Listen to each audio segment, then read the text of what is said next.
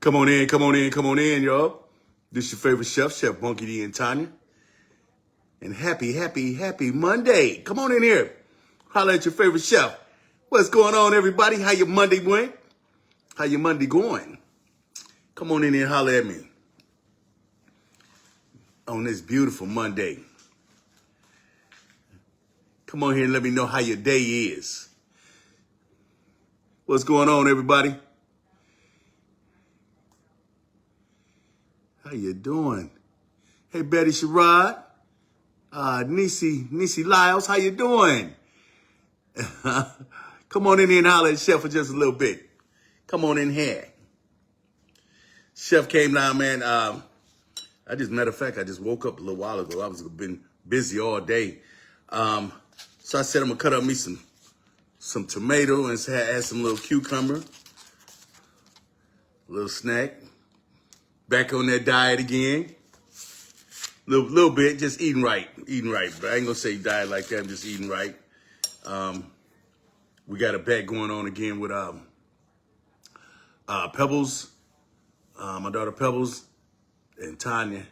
They want to bet Chef. Everybody putting in $500, so we're gonna go ahead and do this within another month. We're gonna see how much weight we can lose and who gonna get the money, the $1,500. So Chef in it to win it again. So I'm cutting out all them snacks and stuff, but I really don't eat that many snacks and stuff, little Debbie's the way Tanya say, he little Debbie's. I don't eat little Debbie's like that. But I had to come on here, y'all, and talk to y'all about the other day. Remember I was telling y'all, I said, a relative want to come in and move in, and get on bring their family and stuff. Oh man, yeah, I had a backlash on that, man. I had so many relatives calling me. You can let that boy and his family come and stay with you. You got a big house and all that. And oh man, it turned into a big mess. Did you get your money, Bunky? No. Didn't I tell y'all Tanya no pay? She ain't paid me. But yeah, that's what happened, man. I got the other day the next day after I get telling you guys about my cousin and his wife and kids want to come down here. I told him I'd help him. He wanted to move down here, and I was like, man, if it ain't a good idea, if you ain't got a job and housing and all that, and so I said I'd help him out. So I was trying to find him housing. It's real hard to find housing for him, but him and his family, because there's so many people moving here. But I told him that I'll help him find housing, but I can't have you staying with me, because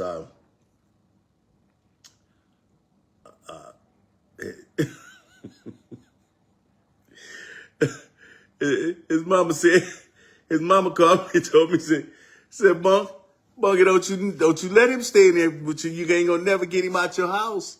You'll never get that boy out your house. And when she told me that then, I had to tell her, I said, nah, man, I can't let you move in here, but I help you with your housing.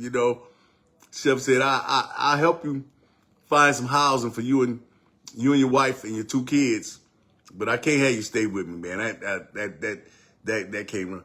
But let me tell you this. If he would have been on the up and up, and never was on drugs before and this type of stuff, him and his old lady, I would have, it would have been cool because it ain't no thing.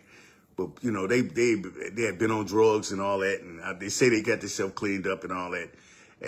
So I have seen that he have changed a little bit. But, his mama said, don't do it. She said, Bunky, they moved in with me, and I was missing stuff.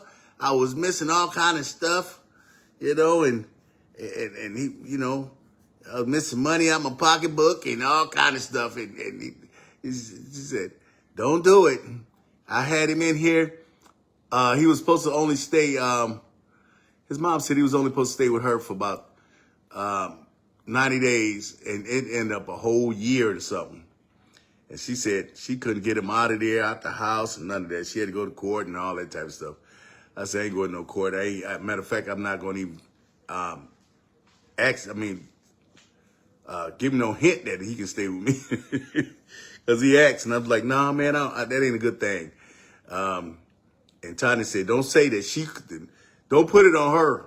So I didn't put it on him. I'm like, my old lady, man, but Tanya don't want nobody staying with us. And Tanya said, don't put it on me because they'll be looking at me funny.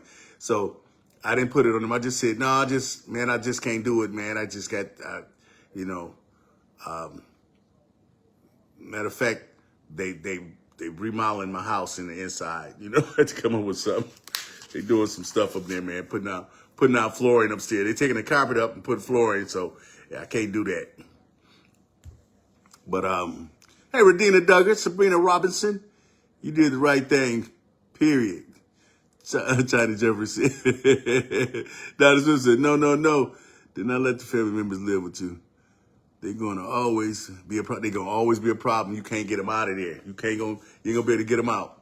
And so I let him know that just stay there where you at.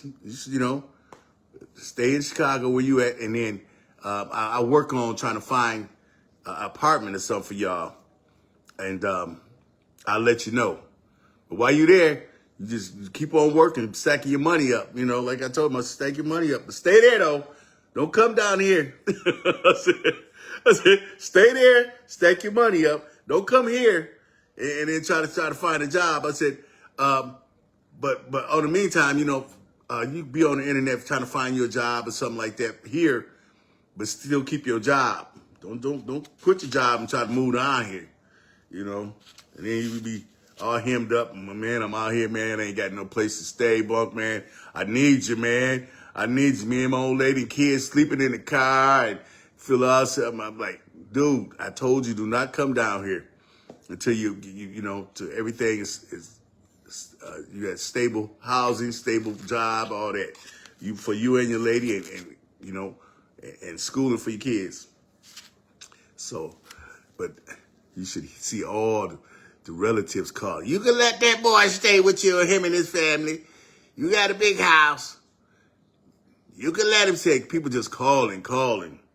Aunties, uncles. One of them uncles, I told him, I said, let me tell you something. Uncle Ralph, you let him come stay with you. And then after he comes and stay with you for 6 months, then maybe if he did good with you, maybe I'll let him stay with me. We're going to let him stay with you for 6 months. He's, no, I ain't got no room. Bunk, I ain't got no room. I said, I ain't got no room either, man. They good to try to put somebody on you. But then when I say, hey, let him stay with you, they didn't want to hear that. I did that, and it was hard to get him out. Radina Duggar, that's right, I know. I had a cousin of mine like that and couldn't, she stayed here. Supposed to be 90 days, man. Ended up almost 4 months. And she had a good job working, and she had one daughter. And like I said, she was partying all the time. I kept saying, damn, she come home, she see that, Pebbles was watching her daughter sometime. And she like, come home, get, change and go out with her friends to the clubs or to the bar and stuff like that. I'm like, wait a minute. You're supposed to be taking care of your own daughter, And I believe she found the apartment because I'll be telling her 1 month to month. Hey, did you find your find an apartment or something? She said, yeah, I think I got this. Got about 4 places that's gonna probably let me stay in it. And then that month went by. Then another month by. Oh yeah, they waiting on this. They waiting on my background and all this type of stuff. And then the 3rd month, she's like, well, I'm working on it. I should be out of here. Like I said on the 4th, and that was the 3rd month. And so it went over 2 weeks. That 90 days went over 2 weeks, and I told her, I'm like, hey, what's going on? She said, I ain't gonna say her daughter's name, but she said, well, her daughter likes to stay here. She'd rather stay here than to move in the apartment. I said, no. Your daughter likes to stay with you in your own apartment. She likes to stay here. You're gonna use that. I said, no. Matter of fact, your 90 days is up. And you over 2 weeks in your 90 days. What's going on? She said, well, I said, because we leaving to go out of town, and we just wanted to, lock our house up. Oh, okay. Well, I see what y'all doing. I see. Kind of got funky, like she think we was going out of town so she can move out. I said, no, we already had this scheduled to go out of town. And she said, well, I got a place over here. They're going to let me move in next week then. I'm like, you could have been moved in a month ago then. People so slick, though, with their stuff. They so slick. Hey, Tracy Harrison, brought a relative in. It's supposed to be for 1 month, and it turned into a year. Never again. That's how it be. They can be so comfortable, don't they? They be so comfortable. They be eating good, and they don't have to pay no bills and stuff, man. They be just chilling, and that'd be your relatives. But you gotta. Once you let them move in, you gotta have a date for them. They move in, they move out. Period. That's what you gotta do. Ain't no ifs or buts. Just you got, hey, girl, you September. If you coming in here September 1st. By September 30th, you should be gone, okay? All right? You got that? Matter of fact, make them sign something. sign something. Say, I want you to sign it. I feel comfortable if you sign this and just say, 30th, you're going to put I'm going to sign my name, and you're going to sign your name. Okay, is that cool? If that's the only way I can let you move in here. And they say, okay, then, they'll do that. Hey, Tangie Williams, Linda Boggs, how you doing?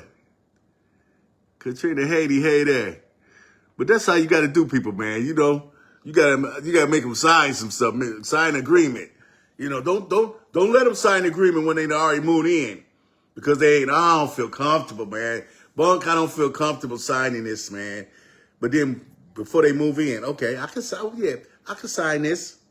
Sign it in. 30 days you gone, or 90 days, whatever it is, your 90 days, January 1st to March 1st, you got to be gone, But you're right. You get them in there, they don't be wanting to leave at all. They comfortable as hell. Yeah, hey, you hear him? Hey, Amanda Fish, that's right, taking 2 and 3 long shots. You be up in there, you be downstairs, he's like, God damn. He said, man, well, my. Tyler, they been up in that shower about 30 minutes. Well, I have to talk to him. No, I'll talk to him. Let me tell you something. You got 10 minutes in the shower. 10 minutes. 7 minutes at the most. But I give you 10 minutes. And that's it. I tell my grandkids that too. Y'all got 10 minutes. Don't be up there playing and all up in the shower, running water and playing with the thing. 10 minutes. Then when all your bills start getting high, they looking at you like, you gonna pay it? That's right, Melissa Stuckey. You say, what? Gladys Peabody says, snowstorm coming to Detroit. Oh, man. Coming 3 to 6 inches. Oh, we supposed to get a lot of rain here, too, though, here in Atlanta. It's Chapel Mary. It's the Chapel Mary. It doesn't work. We say, don't work. Ooh. Hey, Mary Foster. Hell no, Chef. Just say Mary Foster. Sheila Washington, how you doing? Ben Smith. Ollie's Kitchen cooking. Hey, just to let you know, my husband passed and he used to talk with you. Oh, man, I'm sorry to hear that. I'm sorry to hear that, Ollie's Kitchen cooking with Ronnie. I'm sorry to hear that your husband passed, baby. And he used to talk with me. Oh, okay. Man, my condolences, baby. Sorry to hear that. Hey, Louise Arrington, how you doing? Gretchen Mitchell, hey there. Carolyn Bell. Grand Rapids. Grand Rapids too, okay. Supposed to get all that snow. Lucille Williams, hey there. But yeah, that's what I'm saying. Don't let nobody move in there and take advantage of you, because they sure will. They surely will. Especially if you're an elderly person and you by yourself and you let somebody move, you'll never get them out. I be telling them elderly people all the time, be calling me, hey, love, Chef, what's going on? And say, baby, I'm so This one old lady called me. I ain't gonna say her name, but she called me, said, look, Chef, look, I got a bad question. I want to ask you. Now, how do you go by getting some grown folks out your house? I said, how'd they move in there? What was the assumption of them moving in your house and then what day they were supposed to move out? She said, baby, they moved in. Talking about they gonna help me with my bills and my mortgage and my bills, because my mortgage is paid for. I don't have nothing but bills and I just have to pay my taxes on the house and just pay my bills. That's it. That's all I got. The house paid for. And I got bills, just a little bit of bills when it's just me. So my bills ain't so much. But when they done moved in here, my bills has been doubled. And just the house, they just keep the house so nasty. I said, well, what you gonna do about it? She said, I don't want to call my son, because he'd come up in here and run them all out of here, but he'd come in there with his shotgun or something and run them out of there. I said, no, you don't want to do that. I said, well, you just, maybe you have to just go. This is here. I said, maybe you have to just go down to the court. Go down to the court and file, have your daughter or somebody come over there. Matter of fact, you got your daughter. Hey, your daughter, get them out of there. She said, my daughter don't want to be bothered because she told me mama don't let her move in. Mama don't let her move in. And I felt so sorry for the look. She had 4 kids, but 4 different men. And she by herself now. The last man that she just had this baby, baby about 1 year old. He didn't. She had an income tax, and he got the income tax and left her. Heavy rolling. I said, well, she didn't get child support or nothing. She said she don't get nothing from most of all the baby daddies in jail. She said she don't get no. She working a part-time job, and most of that go to the daycare because I don't watch kids. I don't watch no kids. She said she want me to watch a kid. I don't watch kids. And she said my daughter told me, Mama, I would have came and got him out, but I told you don't let them move in the house. You ain't gonna never get them out. And so she said I should have listened to my daughter. And I just told her, I said, you got to go and go through the court and get her out of there. Because if you don't, ain't no way you're gonna get her out of there. Because she's been staying there a year now. That's her home. That's her home like it's yours. So you got to go through and then that's going to take probably 90 days. The court a joke too. Just say no, hell no. That's right, Sandra Dawes. Don't let her move in, period. Hey, Geraldine Pittman, how you doing? You can mix and match. Sherry Robbins said. Melissa Stuckey, hey, I know you. Connie Pace. How you doing? Susan Taylor, call her son. Yeah, that's my boy. What she had to do, go call her son. But son ain't pulling no punches. He'll get him out of there that night. That's what she need to do, call her son. I told her that was her second choice. Go call your son, and he'll get him out of there. They let him go. They got to go to a shelter, go somewhere, but get him out of there because there ain't no reason to lay up on you, It said she lost her Section 8. I said, where did she used to stay? She was living in a nice apartment, and the last baby daddy had took her for all to just drain her bank account and got her tax money and messed her up, and he wasn't supposed to be staying with her because she was on Section 8, and they found out about it and took her voucher and all that. I said, well, ma'am, the best thing you can do is if you don't go to court, go get your son.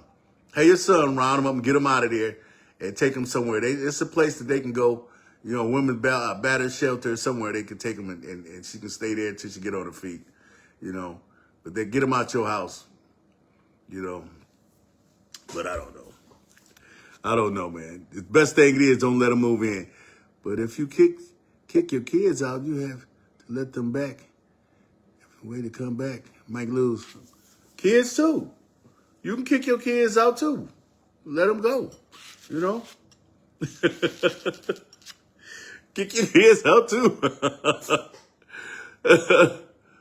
Oh, hell no. Lisa Fournier said, hell no. Teresa Lyles Flint, hey there. She's Lynette Broby over here. She crock pot slow, huh? But it's like that though. You can't get them out of there, you know? Yeah. Another guy called me this morning, and he's into it with his wife because of simple fact he want to move. He want to move to Mississippi, back home to Mississippi. He want to move to Mississippi, and his wife, she's from California, and she's like, hell no, I'm not moving to no country, Mississippi. I'm not going, you know. And he's like, what should I do, Bunk, man? My job had transferred me to Mississippi. I'm from Mississippi. He said, I'm from Mississippi. My wife is from California. She's born and raised in California. So I met her, and we stayed in California. We've been in California 12 years. And so she will not move. She came there and met my parents and all that in Mississippi. And she, you know, she thought it was country as hell. And she said, no, I'm not. I can't come here and stay. I cannot stay here, you know. And he don't know what to do. He like bound between it. And his kids he got kids 12, 9, and 8. And they hate it. They don't want to leave California neither. And so he's stuck. Like, I don't know what I'm gonna do. My job didn't already transfer me to Mississippi. What am I gonna have to do? He said, I told him, I said, what you gonna have to do? You're gonna have to get you a place or stay with your parents or whoever in Mississippi, or get you a spot in Mississippi, and then you let them come on the weekends or whatever, you know, because your kids against it and your wife against it. So I don't know. You stuck, man. I told you stuck like Chuck. Because if your wife against it, your kids against it, ain't nothing you can do, man. Ain't nothing you can do. You stuck. You know? And you know, I already got the transfer now. And what he did, he was mad because he should have came and talked with his wife before he took the transfer. That's what he's saying. He said, man, I didn't talk to her. I just went and took the transfer.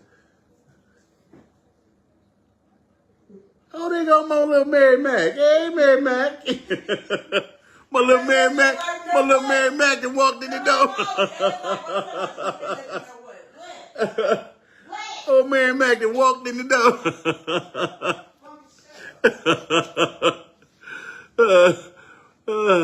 What's going on, Tiny? Come in there and say hi to everybody.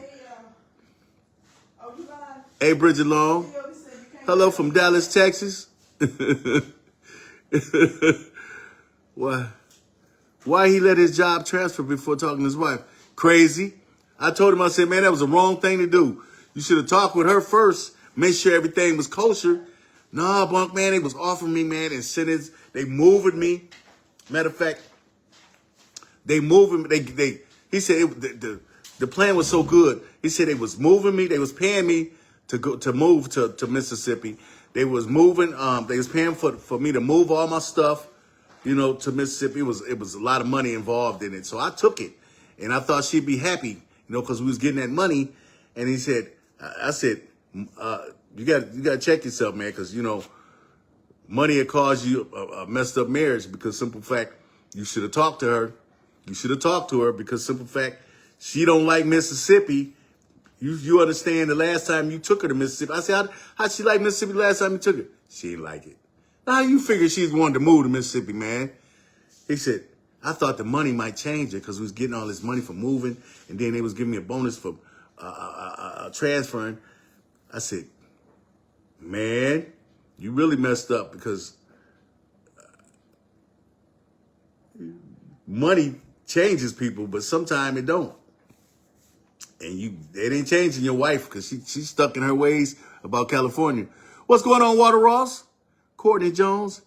His ass would be commuting back and forth. That's what I told him. I said, that's what he gonna do. Commute back and forth because them kids don't want to go. Once your kids on they on it, stuck into it with the mama, ain't no way they coming. The mama ain't coming and them kids. So you stuck like Chuck. That's the reason I'm divorced. Now my ex want to make decisions without. Lynette said, you get rid of your old man, huh? Say you want to make decisions without telling you. And see, that's what mess a marriage up. Better tell your wife. You let her know. Let her on what you got to do. You got to make sure she on board on everything you do. Everything you do. If not, you're going to be messed up. Don't jump in. Hey, baby, I went and got a RV. When we got your RV, talking about we going to be doing some stuff. This other guy called me talking about he got an RV, and now he don't know what to do because his wife don't want to be traveling. Talking about, I got an RV. That was my long life dream, to get an RV and be traveling. And I ain't tell my wife, I just went and got it. Now you gonna have an RV sitting right in your yard now that's gonna be your man cave now. I told him that's gonna be your man cave, cause she ain't with that. She says, you crazy? I don't want to be traveling in the motorhome, city, state to state. She said, that's your dream. You do it. So he don't know what to do now. And the value of the motorhome that went down, because once it leave that lot, it went down. The price of it, the value of it. I got a question. If you are married, is there anything wrong with having separate bank accounts? No. You gotta have separate bank accounts. You gotta have separate bank accounts. Like me and Tanya, we got a joint bank account. Then she got a separate one, and I got a separate one. And she got her little separate little stash of money, and I got my little soccer stash of money. So it's good to be divorced. I mean, when you're married, to have separate accounts, but have one together. So y'all money be going together like that, and then you still have your little, Navy Federal little account, huh? Your little play money, Tony said, your little play money. But yeah, it's good to have separate accounts, But don't be hiding nothing. Don't be hiding nothing like big money. You hit the lottery for 50,000. Don't hide that from your wife. You'll mess up some stuff. I had a buddy of mine hit the number for $100,000 and told his wife he only hit it for like $5.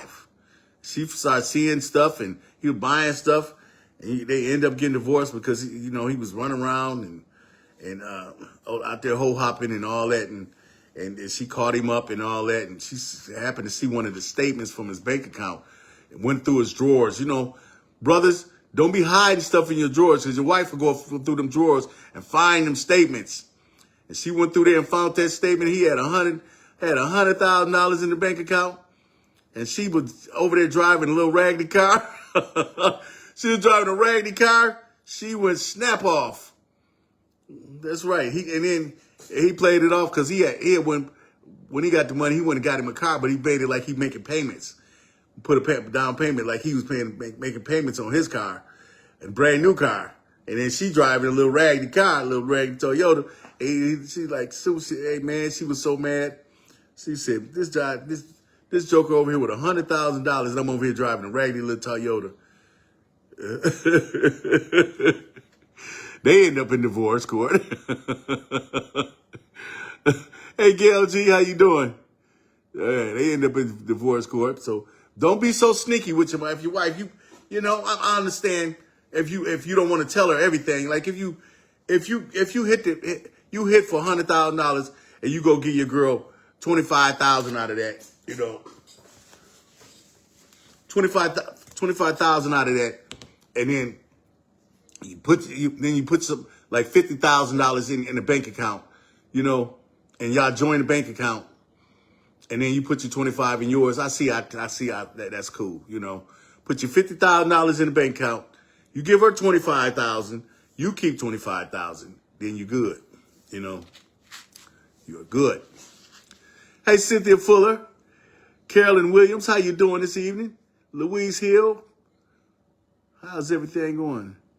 Man, that was low down. He would have even buy his wife a nice car. No, he didn't, man. He said, the brother was like, he's like, Bunk, I didn't buy her no car because the car, I had that car. It was a nice car. He said, it was a 2000, what did he say? It was 2012. He said, I bought it from an old lady. It was bought it from a lady, probably with grandmama. Didn't have that many miles on the car, ran good. And she just said it was raggedy because it was a 2012. He said that car was a good car. Wasn't nothing wrong with the car. He said, but she want to get a new car. You know, the only reason he got a new truck was the simple fact his motor blowed in his car, and she know that. And so he went and he said, I didn't just straight out buy it cash. I was making payments on it, you know, because he worked at General Motors, so he got that discount. And so that's what he said. I was just, they was, man, my credit union was taking money out of my check every week for this car, for this truck. I didn't just go right out and buy a truck, cash out on the truck. So I don't know why she mad, but she mad, you know, she was mad. And I said, well, why you just didn't trade her car in? Why you didn't take her car, trade it in, and when you was getting a new car, traded her car in, and then y'all got her another car when you got your car, and she'd have been happy. That's right, you know. He said, man, wasn't nothing wrong with the car, Bunk. The car had like maybe 60,000 miles on the car. Car ran like a champ. He said, the only reason she wanted one because I got one. And that car was a nice car, got around good. It was good on gas. He said it was Toyota Camry, 4-cylinder. I said, he showed me a picture. I said, that car was nice. What's wrong with her? She just wanted a new car. That's it, because I got something. But it be like that sometimes. Your wife see you get something, they want one, you know? So it's better to get both of y'all new cars so you can keep all that static down, you know? That's how you do that. So, Tina Hill Harris here. We got some coming here in Cincinnati tomorrow. Oh, they're talking about snow. Hey, Tanger Williams, because he got himself a better car than hers, paid cash for hers, but not his. Yeah, he paid cash for her car. And then he didn't pay.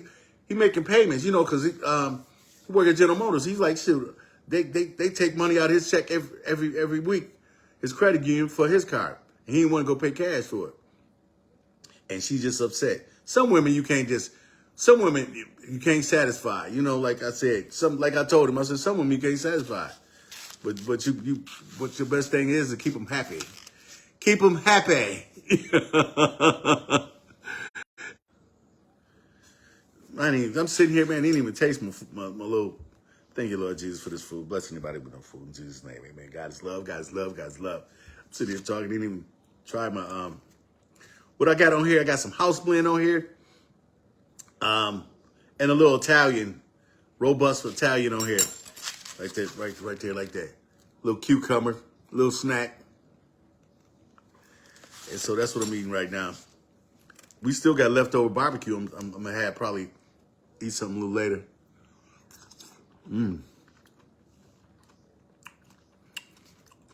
Oh, man. I'm going to let these rest with that Italian. And if y'all got your season, you ain't got them season, go to chefbunkity.com and get your season. Get your season. They're the best thing popping out there.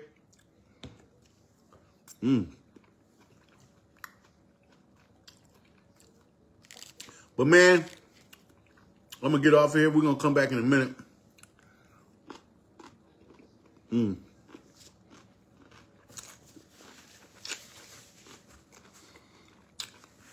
But, fellas, let your wife know what you're doing. Don't make no drastic moves because of money. Let your wife know what you're doing because it'll come back to haunt you. But y'all come back here because we're going to be back on in just a little bit. One love, baby. One love. One love.